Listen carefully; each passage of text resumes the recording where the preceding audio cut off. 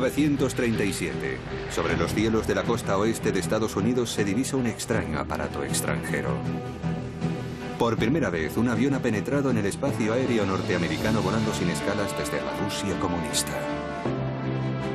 Esta es la historia de cómo los diseñadores soviéticos de la Segunda Guerra Mundial trabajaron en secreto para crear unos aviones que estaban muy por delante de los fabricados en el resto del mundo.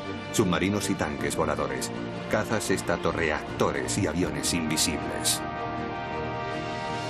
Trabajaron como esclavos en campos de concentración, soportando la tortura del dictador que gobernaba Rusia, Iósif Stalin. Bajo amenaza de muerte y a pesar del miedo, los ingenieros soviéticos dieron lo mejor de sí y diseñaron aviones revolucionarios que cambiarían la historia de la aviación.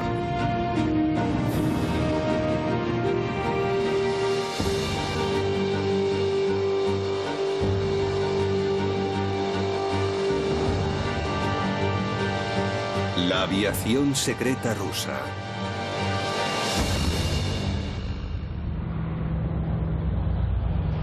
En 1937, un avión soviético voló sin escalas desde Moscú por encima del Polo Norte hasta Pearson Field, en el estado de Washington.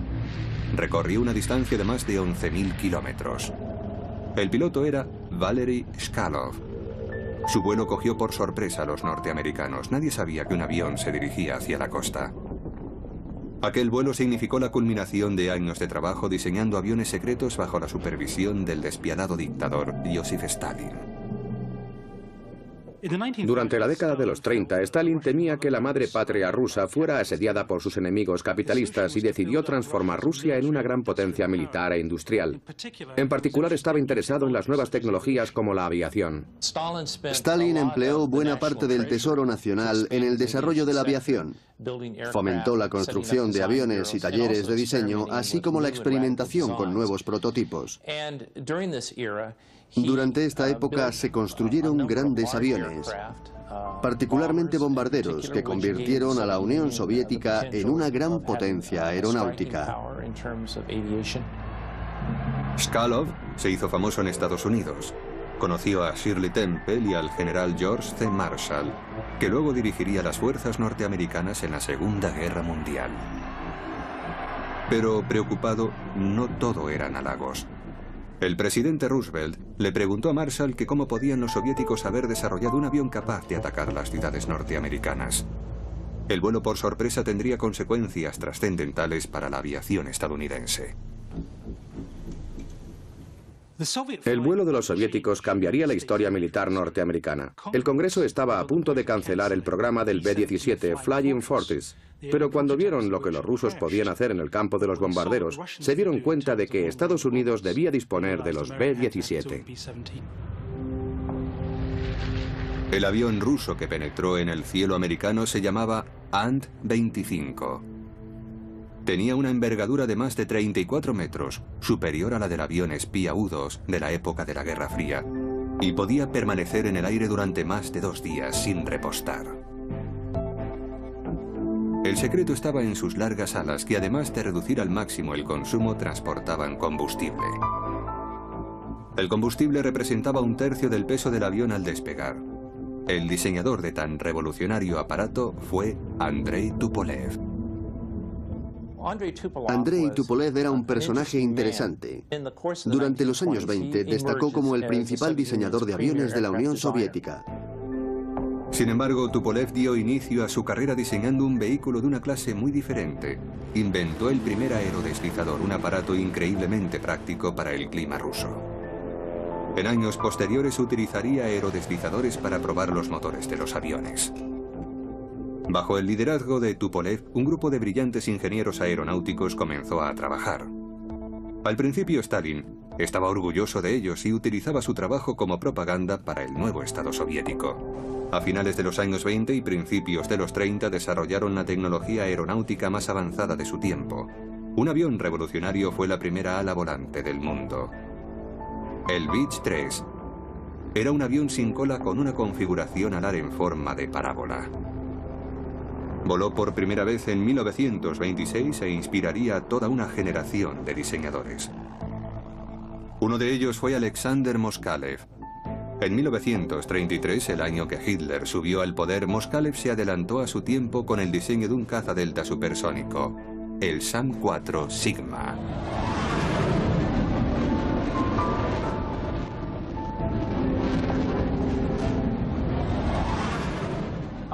Alexander Moskalev fue un diseñador aeronáutico poco conocido durante los años 30. Una de las cosas que hizo, por razones más bien prácticas, fue un diseño en ala delta, que fue algo revolucionario en aquella época. Moskalev no tenía miedo de innovar en sus diseños.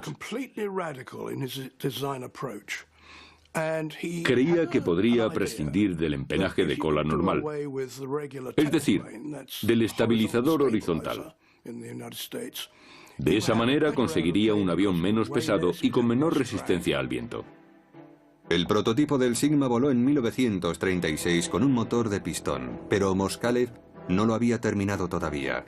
Empezó a desarrollar un motor cohete para una versión supersónica del avión. De hecho, Moskalev creía que conseguiría el primer avión supersónico del mundo. Fue una meta que obsesionó al joven ingeniero durante toda la Segunda Guerra Mundial. El diseño del Sigma era perfecto para el vuelo supersónico. Lo único que le faltaba en aquel momento era un motor cohete con suficiente potencia. Los grandes avances rusos en la tecnología aeronáutica dejaron asombrado a Occidente cuando sus aviones de combate aparecieron por primera vez durante la Guerra Civil Española entre 1936 y 1939. Stalin envió algunos de los últimos modelos de caza soviéticos para ayudar al gobierno republicano en su lucha contra el general Franco. Uno de aquellos aviones fue el famoso I-16 Rata. El nuevo avión parecía totalmente distinto de los cazas contemporáneos, que no habían cambiado mucho desde la Primera Guerra Mundial. Era monoplano en lugar de biplano. Su principal característica era la velocidad, que superaba en más de 110 kilómetros por hora cualquier otro caza de su tiempo. El I-16 voló por primera vez en 1934. Fue la vanguardia de una nueva clase de cazas monoplanos, aerodinámicos, con tren retráctil y ametralladoras en las alas. Se mirara por donde se mirara, todo era nuevo. Pero ocurrió algo que impidió que Rusia se mantuviera en la vanguardia de la aviación. A comienzos de 1937, Stalin propició una serie de juicios en los que figuras destacadas de la sociedad civil y militar fueron acusadas de sabotaje y traición. Por ejemplo, 2 comandantes de la Fuerza Aérea fueron arrestados y ejecutados a finales de los años 30. Andrei Tupolev, el gran diseñador soviético, también fue arrestado y enviado a prisión.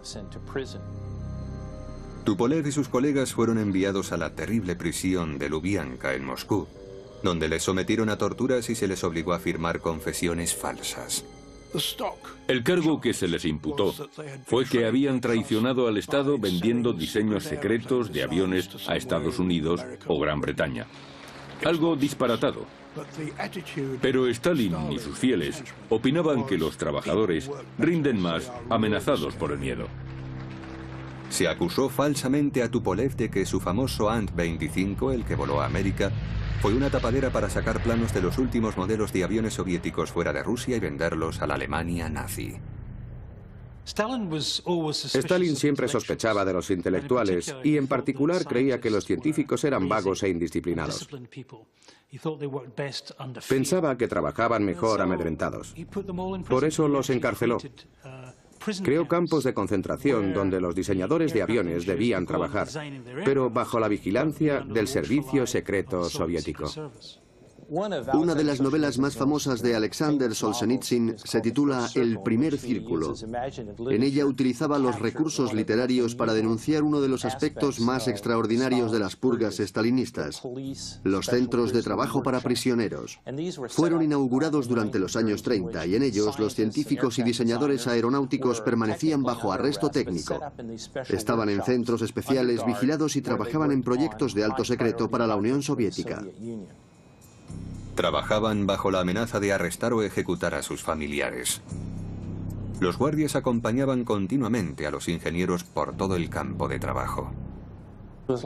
Era como vivir en la Bastilla. Comían bien, incluso tenían criadas, cigarrillos, distracciones, dormían en camas limpias, pero nunca sabían cuándo saldrían, ni siquiera si iban a salir de allí. No sabían cuál sería su destino final. Ni Stalin ni aquellos diseñadores imaginaban que su trabajo acabaría afectando tanto a su país y al mundo. El 22 de junio de 1941, más de 3 millones de soldados y 3.300 carros de combate alemanes invadieron la Unión Soviética en la llamada Operación Barbarroja. Hitler se había propuesto conquistar la vieja Rusia.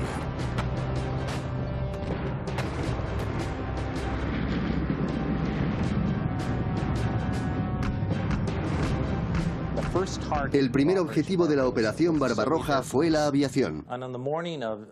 En la mañana del 22 de junio, la Luftwaffe atacó las bases fronterizas de la Unión Soviética y un gran número de aviones fueron destruidos en tierra. La mayor fuerza aérea del mundo fue barrida en un solo día. Lo que quedó de la aviación roja no representaba ya ningún peligro para los modernos aviones de la Luftwaffe. Un mes después del inicio de la Operación Barbarroja, Andrei Tupolev y otros diseñadores de aviones soviéticos fueron liberados repentinamente. En los siguientes años crearon tantos y tan efectivos aviones que consiguieron que Rusia pudiera enfrentarse con éxito a la aviación enemiga.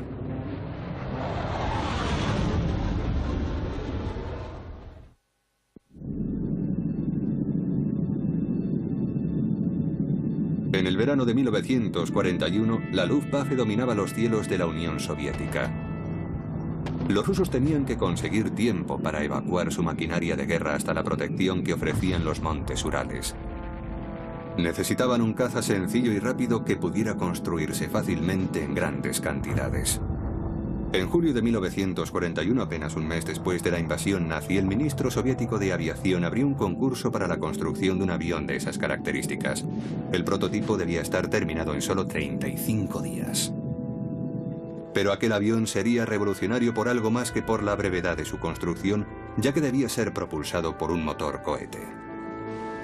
En Rusia, el interés por los cohetes databa de 1903, cuando el matemático Konstantinian Tsiolkovsky publicó el primer documento científico que sugería que los cohetes de combustible líquido podían ser el medio para salir al espacio exterior.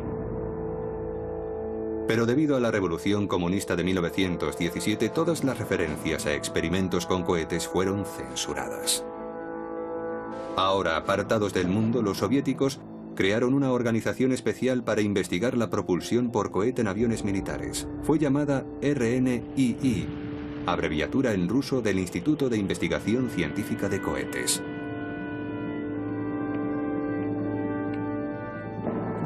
El instituto fue fundado en 1933 y reflejaba el antiguo y permanente interés que los rusos tenían en los viajes espaciales y en los cohetes.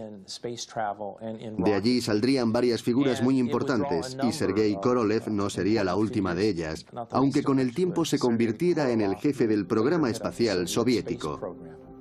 En los años 30, Korolev era el ingeniero más importante del RNII. Trabajaba en cohetes estabilizados por giróscopo, misiles aire-aire e incluso en aviones propulsados por cohetes.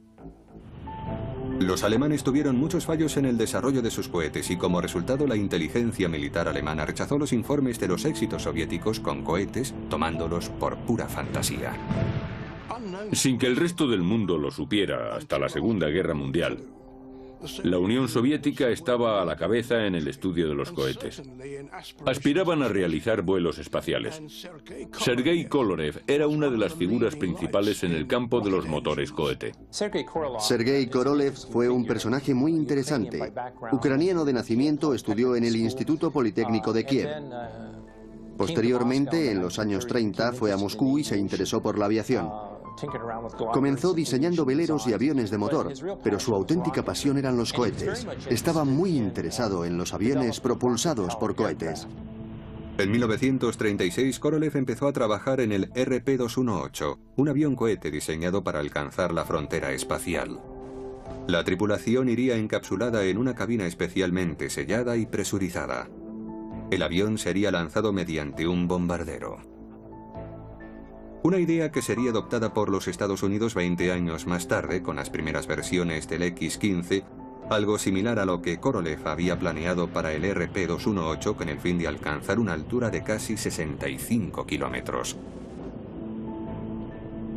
Pero antes de que el avión de Korolev pudiera despegar, la paranoia de Stalin le alcanzó de lleno.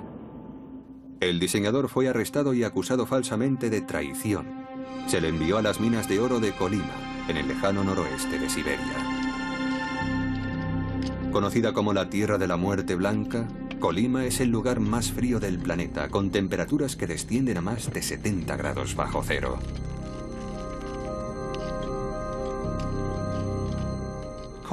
Korolev fue rescatado gracias a la intervención de Tupolev. Tupolev estaba todavía en la prisión de Moscú, pero consideró que era su deber liberar a todos los jóvenes diseñadores que estaban en los Gulag para llevarlos de nuevo a Moscú, donde podrían trabajar en condiciones relativamente aceptables, aunque prisioneros. Otros no tuvieron tanta suerte. Muchos de los investigadores del RNII fueron ejecutados. Con su muerte, el diseño del RP-218 fue abandonado. Pero en 1941, con la invasión alemana, Rusia recurrió a la propulsión por cohete. Se necesitaba un cazacohete muy rápido para hacer frente a las incursiones de la Luftwaffe. El problema de los cohetes es su elevado consumo de combustible. No funcionan durante mucho tiempo, pero consiguen unos resultados incomparables. Justo lo que necesitaba contra los bombarderos enemigos que vuelan a gran altura. Despegar rápidamente, ascender y abatir a alguno de ellos. Muchos diseñadores rusos llevaban esta idea a los tableros de diseño. El nuevo avión se llamó BI, pero se le apodó la escoba del diablo. El BI estaba propulsado por un motor cohete que generaba 1100 kilos de empuje, más potente que la primera generación de motores de reacción. Estaba armado con 2 cañones de 20 milímetros en el morro y se estimaba que alcanzaría una velocidad de 960 kilómetros por hora. Habría sido el avión más rápido del mundo. Trabajando las 24 horas del día, el equipo de diseño tuvo listo el primer prototipo a finales de 1941, unos meses antes de la invasión alemana. El BI fue desarrollado en una factoría cercana a Moscú, pero los alemanes se aproximaban a la capital soviética. El trabajo en el BI fue interrumpido en un desesperado intento por resguardar al avión y a quienes trabajaban en él en Sverdlovsk, a 1400 kilómetros al este de Moscú. La interrupción hizo que el primer interceptor BI volara por primera vez el 15 de mayo de 1942. El piloto de prueba sería el experto Grigory Bakhchivandzhi. La escoba del diablo alcanzó los 800 kilómetros por hora. El primer avión cohete de combate del mundo había volado.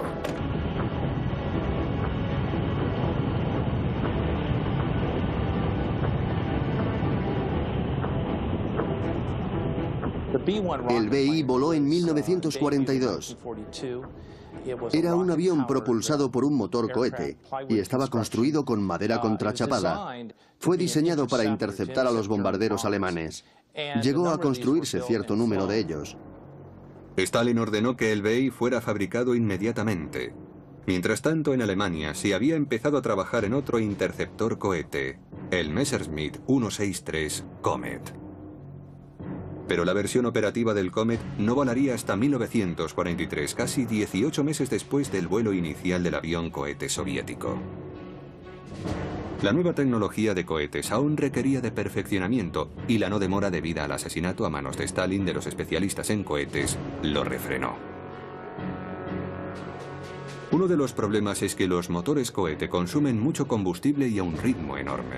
En un intento por resolver este problema, los diseñadores del BI montaron estatorreactores en las puntas de las alas del BI. Serían utilizados para volar en crucero. El motor cohete se reservaría para ascender o para realizar el ataque, pero entonces surgió otro problema. El 27 de marzo de 1943, Grigory Bakhchivandzhi despegó en un vuelo de prueba que para él sería el último. En 1943 se construyeron 7 prototipos del BI-1. Volaron extraordinariamente bien y alcanzaron altas velocidades. Un hecho a destacar es que ascendían unas 2 veces más rápido que cualquier otro avión de caza. Desgraciadamente, a finales de 1943, cuando el piloto de pruebas Banky Banchi daba una pasada rápida a muy baja altura, entró en un picado a unos 800 kilómetros por hora y el avión empezó a vibrar longitudinalmente, dando saltos arriba y abajo. El piloto no tuvo oportunidad de salvarse. Los rusos se habían encontrado con uno de los grandes problemas del vuelo supersónico o próximo a la velocidad del sonido. Cuando un avión se acerca a la barrera del sonido, el aire que está delante parece volverse más denso, y eso puede originar problemas de control y hacer que el avión entre en picado. Incapaces de resolver los problemas, el trabajo en el BEI fue interrumpido. Los 50 aviones que estaban en construcción fueron desmantelados. El destino de la escoba del diablo quedó frustrado. Pero los diseñadores soviéticos estaban fascinados con los cohetes. En la actualidad, gran parte de los interceptores de la Fuerza Aérea Rusa utilizan cohetes como aceleradores. Y en 1943 el mayor experto ruso, Sergei Korolev, desarrolló un nuevo motor cohete de combustible líquido que fue probado en una versión especial del bombardero P-2. Estos avances permitieron a Alexander Moskalev reiniciar sus trabajos en un caza supersónico de ala delta. A veces a los ingenieros rusos les concedían cierta iniciativa. 3 de ellos diseñaron aviones de los llamados Strahler, flecha, con un avanzado diseño de ala en delta triangular. Uno de ellos fue el caza-cohete diseñado por Moskalev. Habría batido récord, porque podría haber sobrepasado la velocidad del sonido debido a su potente motor cohete. El último proyecto de Moskalev sería propulsado por 2 motores cohete de combustible líquido, cada uno de 2000 kilos de empuje.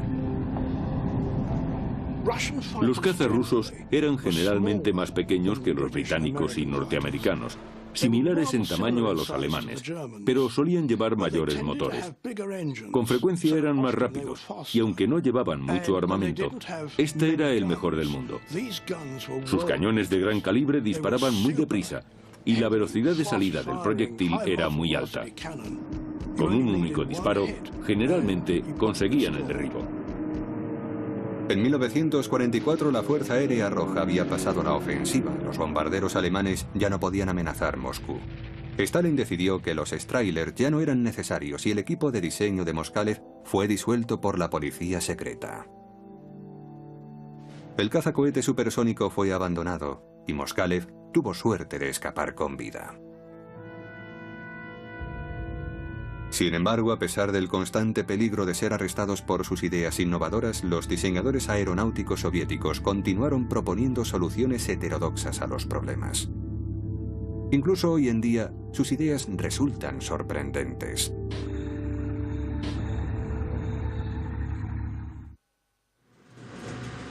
En vísperas de la Segunda Guerra Mundial, unos trabajadores de una granja colectiva rusa miraron sorprendidos al cielo. Creían haber oído el ruido de un avión acercándose, pero no vieron nada. Por encima de ellos volaba el primer proyecto de avión stealth o avión furtivo. Los diseñadores soviéticos siempre han estado interesados en aviones futuristas. De hecho, durante los años 30, realizaron un curioso experimento para conseguir un avión invisible. Fue en los años anteriores a la aparición del radar. Los aviones de entonces eran un blanco muy visible, volaban con la suficiente lentitud como para ser vistos con facilidad mediante unos gemelos y demasiado bajo para escapar de la artillería antiaérea. Un diseñador soviético tenía la solución. Quitó el revestimiento de madera de un avión militar y lo sustituyó con plástico transparente. Era un monomotor de 4 plazas de ala alta, un avión muy corriente. Le quitó el revestimiento de la estructura que pudo y lo cambió por otro transparente que consiguió en Francia. El material se llamaba Rodoid y era muy parecido al celofán. El avión era ahora transparente. Por supuesto, el motor y la tripulación seguían viéndose, pero con la altura resultaban difíciles de divisar. Solo existía un problema. El problema era que el plástico que utilizó reaccionaba con la luz del sol y unas semanas después dejaba de ser transparente y el avión volvía a ser visible. El avión furtivo propiamente dicho no aparecería hasta 50 años más tarde. Otro problema que trataron de resolver los ingenieros soviéticos era el de las fuerzas aerotransportadas. El Ejército Rojo fue el primero en crear una fuerza de paracaidistas, pero los paracaidistas llevan un armamento ligero y se encontraban indefensos ante los carros de combate enemigos. Hubo intentos tempranos de transportar carros y artillería ligera a la zona de combate. Irían colgados debajo de la panza de los grandes bombarderos, pero los aviones no podían transportar armamento pesado. Otro brillante ingeniero soviético, Oleg Antonov, propuso una solución radical para el problema. Oleg Antonov fue uno de los ingenieros aeronáuticos más eminentes de la Unión Soviética. De joven se interesó por los veleros. Más adelante dirigió el diseño de una gran serie de aviones de transporte, aviones pesados. Quizás su proyecto más revolucionario fue el llamado tanque volante. Literalmente le puso alas a un tanque para convertirlo en una máquina voladora. El extraño aparato se denominó KT, abreviación en ruso de tanque con alas. Un carro T-60 pasó a convertirse en el fuselaje del ingenio y las orugas hicieron el papel de tren de aterrizaje. Se le adosaron unas alas de biplano hechas de madera y lona, unidas a un par de vigas que sujetaban la cola para darle estabilidad. El conjunto debía ser remolcado hasta el blanco por un bombardero pesado. La velocidad de remolque sería de 160 km por hora. El tanque volador sería soltado sobre el objetivo y planearía hasta aterrizar cerca del campo de batalla. Las alas se desprenderían en cuanto el carro llegara a tierra. De esta manera podía entrar en combate inmediatamente. Solo se construyó un KT y fue probado a principios de 1942. El piloto era uno de los más polifacéticos y experimentados que jamás haya existido, Sergei Anokin. El aparato despegó y cuando estaba a unos 2000 metros de altura, Anokin soltó el cable del remolque y dirigió el invento hacia la pista. Según parece, el aterrizaje fue más bien accidentado, aunque se supone que cualquier aterrizaje del que se pueda salir andando es un buen aterrizaje. Sería el único vuelo del tanque volante. El problema no era remolcar un tanque. El problema consistía en que no había motores lo suficientemente potentes para que un avión remolcara un carro de combate a grandes distancias. Los carros de combate rusos tuvieron que llegar a Berlín por tierra.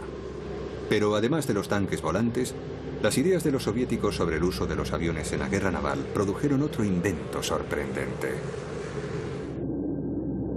Los antiguos submarinos eran muy lentos y vulnerables cuando navegaban en superficie para recargar las baterías.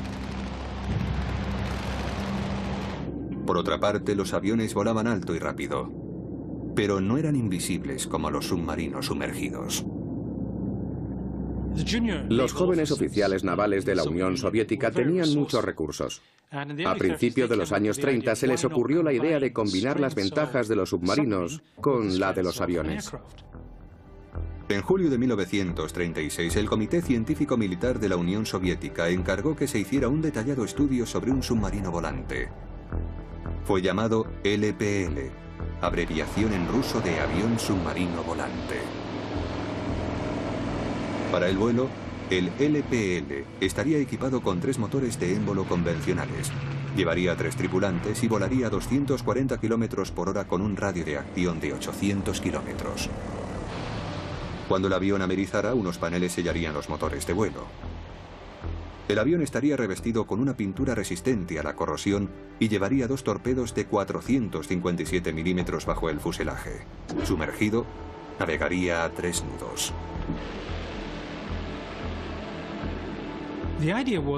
La idea era que el submarino penetrara en un puerto bien defendido, sobrevolando las minas y las redes antisubmarino. Luego se sumergiría y atacaría a los acorazados y portaaviones anclados en el puerto. Pero las dificultades técnicas resultaron ser demasiado importantes para los rusos y el avión submarino nunca fue construido. La idea de un submarino volante suena disparatada, pero durante la Guerra Fría, en los años 50, la Marina de los Estados Unidos también encargó el estudio de un submarino volante. Se le pidió a la división Convair de la General Dynamics de San Diego que presentara unos planos de un avión de esas características propulsado por un reactor. El avión se sumergiría inundando las alas, la cola y los compartimentos del fuselaje. Navegaría a 8 kilómetros por hora bajo la superficie, propulsado por baterías. El submarino volante nunca pasó de la fase de diseño debido a que era un proyecto de una ingeniería muy complicada. Pero una nueva tecnología revolucionaría la aviación en la Segunda Guerra Mundial: el avión de reacción.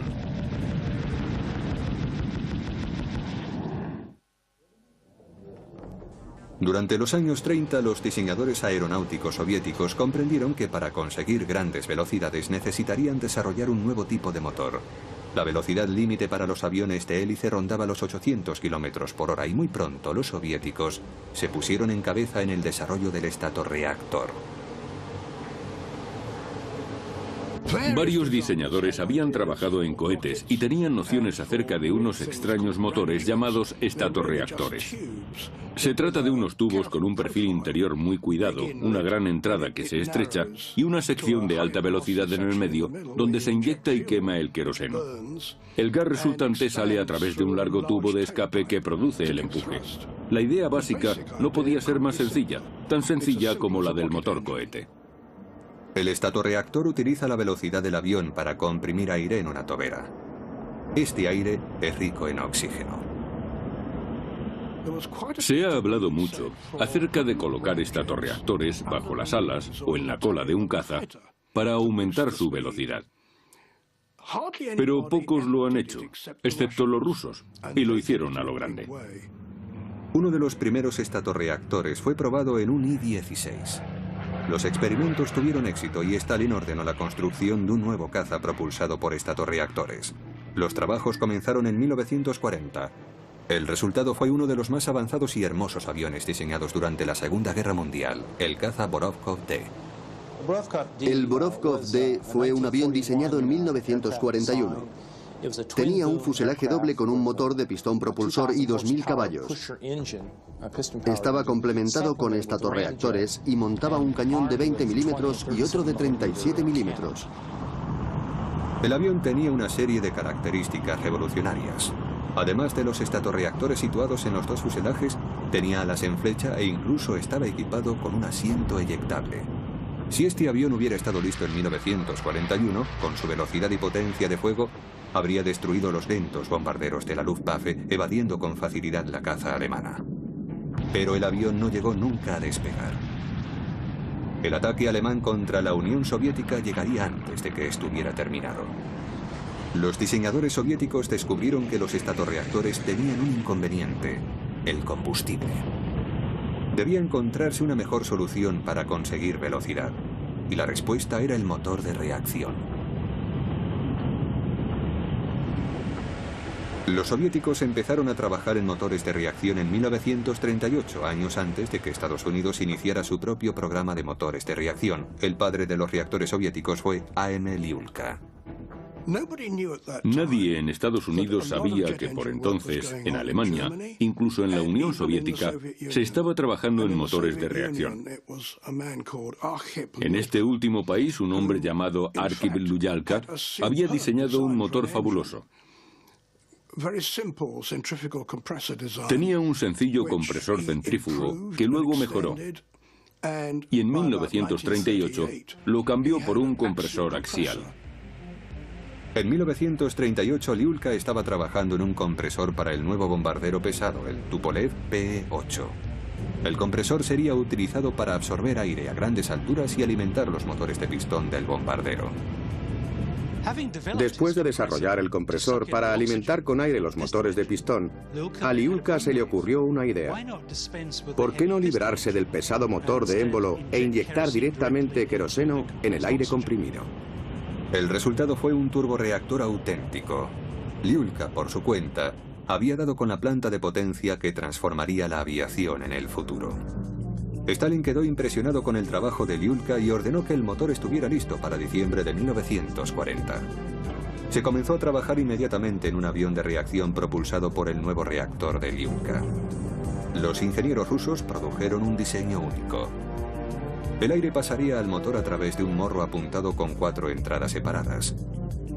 Pero la nueva tecnología resultó más compleja de lo que Lyulka creyó en un principio. Su motor necesitaba más tiempo para ser desarrollado de lo que él había imaginado. En 1943, Liulka probó un nuevo motor.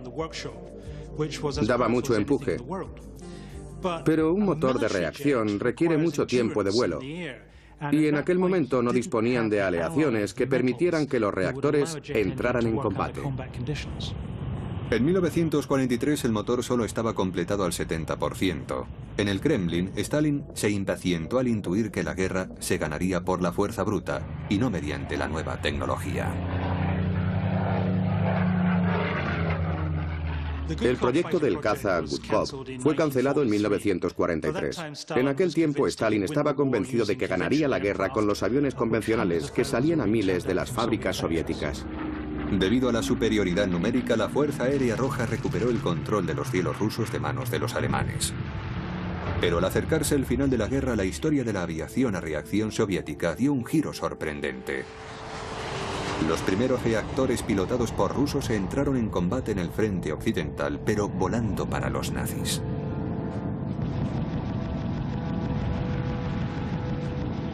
Los primeros rusos que volaron en reactores de combate lo hicieron para el bando nazi.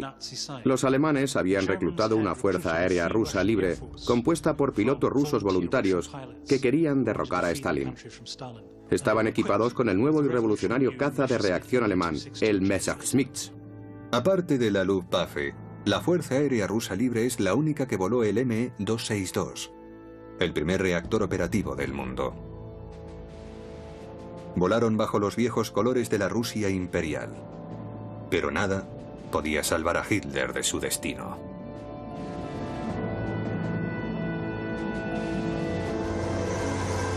A principios de 1945 el Ejército Rojo invadió por primera vez territorio alemán, mientras los bombarderos pesados de Tupolev asolaban Berlín. Pero Stalin tenía un objetivo que le llevaría a purgar de nuevo a los diseñadores de aviones soviéticos. Corea, 1950. Los cazas norteamericanos de esta guerra eran los Lockheed F-80 Shooting Star de tiempos de la Segunda Guerra Mundial. Los norteamericanos confiaban en limpiar los cielos de aviones comunistas, pero se encontraron sobrepasados por un nuevo caza ruso más rápido y ágil, el extraordinario MiG-15.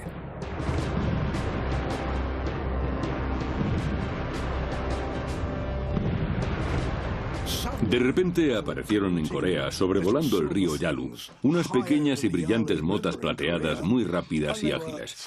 Los MiG-15. Estaban armados con poderosos cañones. Si un disparo alcanzaba a un avión, el avión estaba perdido. Algunos expertos afirman que el MiG es una copia de un diseño alemán, el Focke-Wulf TA-183. Los dos aviones tienen un gran parecido.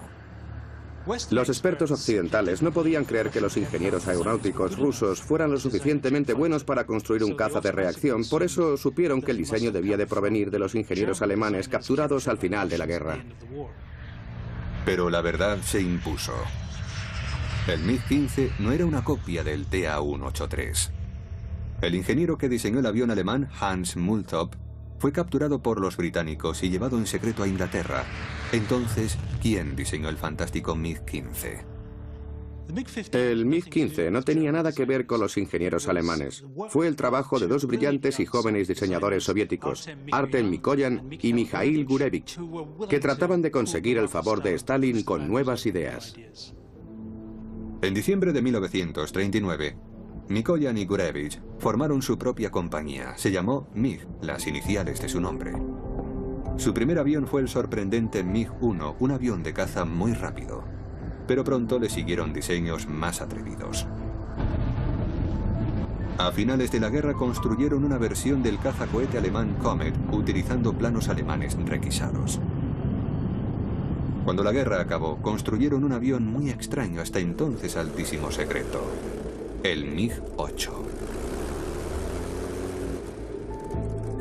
Uno de los extraños frutos de la Segunda Guerra Mundial fue el MiG-8, apodado Utka, que significa pato.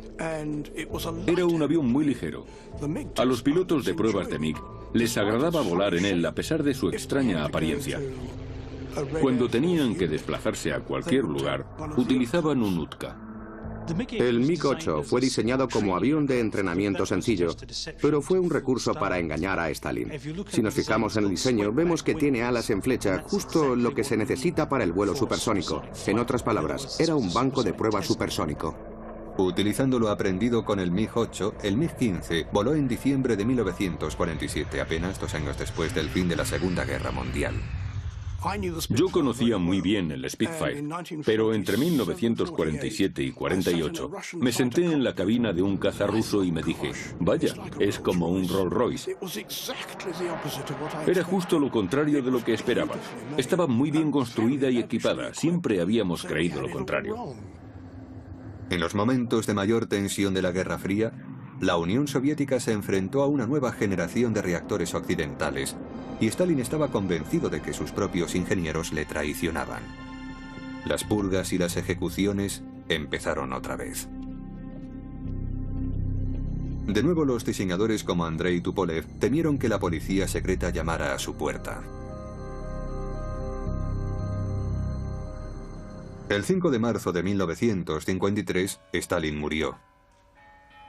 Y los ingenieros aeronáuticos rusos pudieron realizar su trabajo libremente después de décadas de intimidación.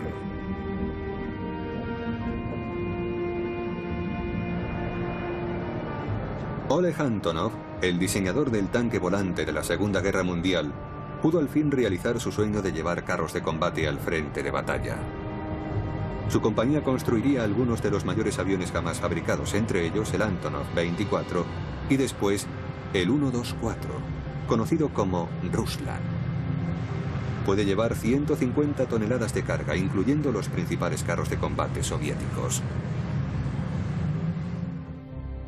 Sergei Korolev, el genio de la investigación de cohetes en la Rusia de preguerra y el diseñador del RP-218, se convirtió en el director del programa espacial soviético, que logró enviar el primer hombre al espacio.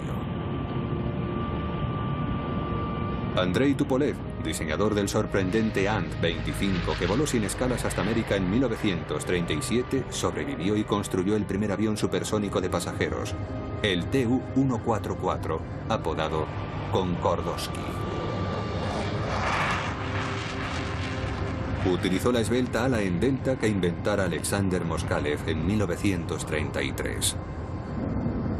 Estaba propulsado por 4 enormes turborreactores descendientes directos de los que Arkhip Lyulka previó en 1943.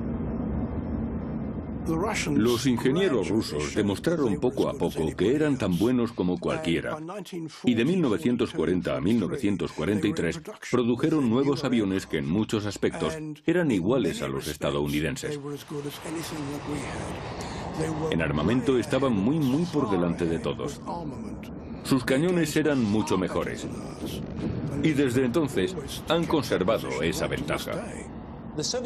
La Fuerza Aérea Soviética fue en la Segunda Guerra Mundial la primera víctima de la invasión alemana en 1941. Sin embargo, renació de las cenizas de la Operación Barbarroja, resurgió con nuevos diseños y hacia finales de la contienda emergió como la poderosa arma aérea del ejército soviético. ¿Por qué Stalin demostró tanto odio y temor hacia sus diseñadores de aviones? La verdad es muy sencilla de explicar.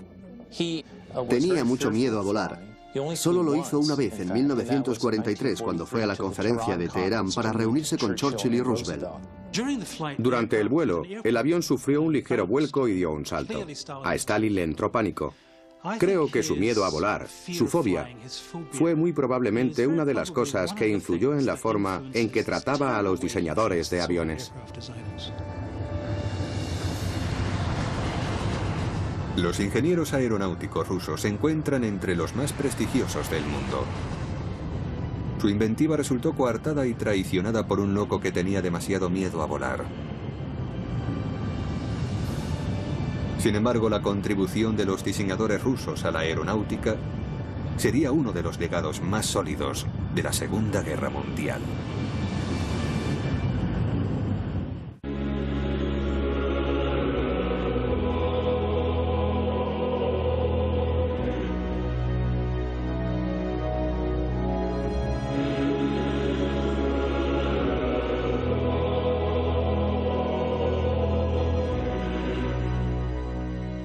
secreta rusa.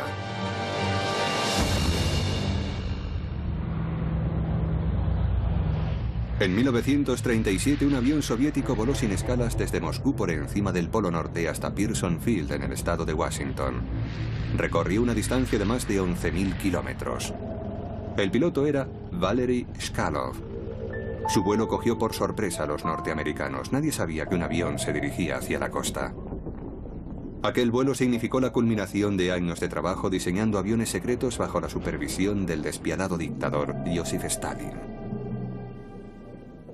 Durante la década de los 30, Stalin temía que la madre patria rusa fuera asediada por sus enemigos capitalistas y decidió transformar Rusia en una gran potencia militar e industrial.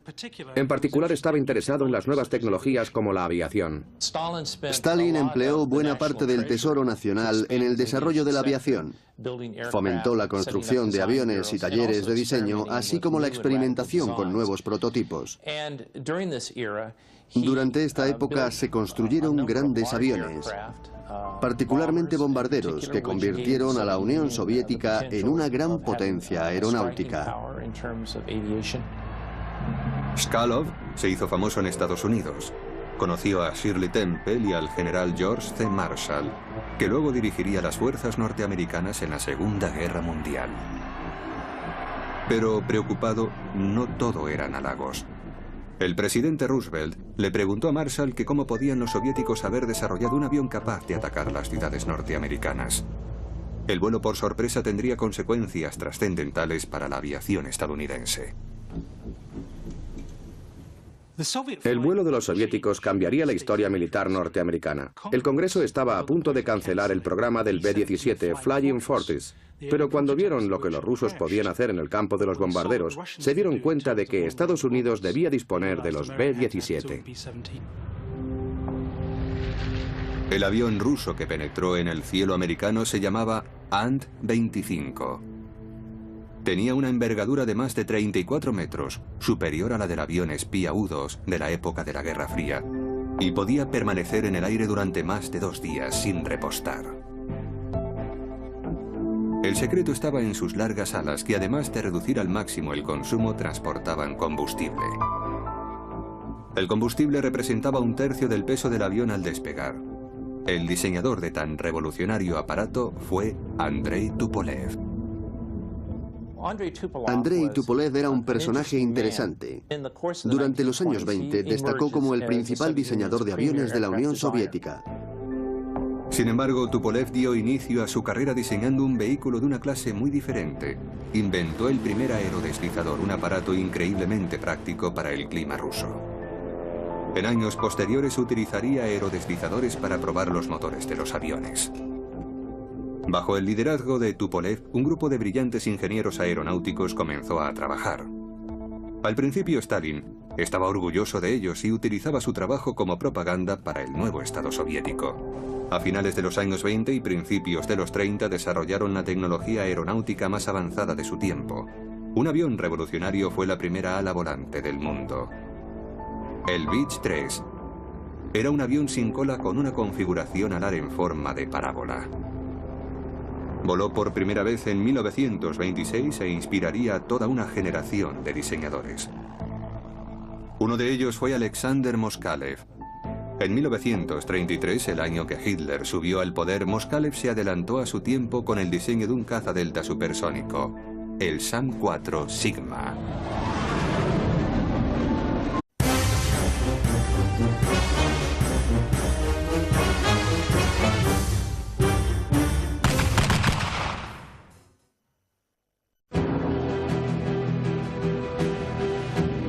De 1937, sobre los cielos de la costa oeste de Estados Unidos se divisa un extraño aparato extranjero.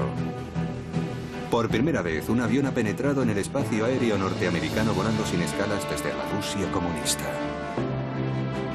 Esta es la historia de cómo los diseñadores soviéticos de la Segunda Guerra Mundial trabajaron en secreto para crear unos aviones que estaban muy por delante de los fabricados en el resto del mundo. Submarinos y tanques voladores, cazas estratorreactores y aviones invisibles. Trabajaron como esclavos en campos de concentración, soportando la tortura del dictador que gobernaba Rusia, Joseph Stalin. Bajo amenaza de muerte y a pesar del miedo, los ingenieros soviéticos dieron lo mejor de sí y diseñaron aviones revolucionarios que cambiarían la historia de la aviación.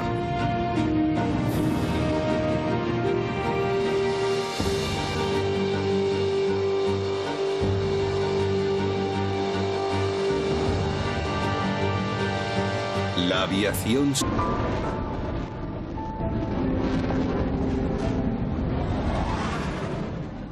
Alexander Moskalev fue un diseñador aeronáutico poco conocido durante los años 30. Una de las cosas que hizo, por razones más bien prácticas, fue un diseño en ala delta, que fue algo revolucionario en aquella época. Moskalev no tenía miedo de innovar en sus diseños. Creía que podría prescindir del empenaje de cola normal, es decir, del estabilizador horizontal. De esa manera conseguiría un avión menos pesado y con menor resistencia al viento. El prototipo del Sigma voló en 1936 con un motor de pistón, pero Moskalev no lo había terminado todavía. Empezó a desarrollar un motor cohete para una versión supersónica del avión. De hecho, Moskalev creía que conseguiría el primer avión supersónico del mundo. Fue una meta que obsesionó al joven ingeniero durante toda la Segunda Guerra Mundial. El diseño del Sigma era perfecto para el vuelo supersónico. Lo único que le faltaba en aquel momento era un motor cohete con suficiente potencia. Los grandes avances rusos en la tecnología aeronáutica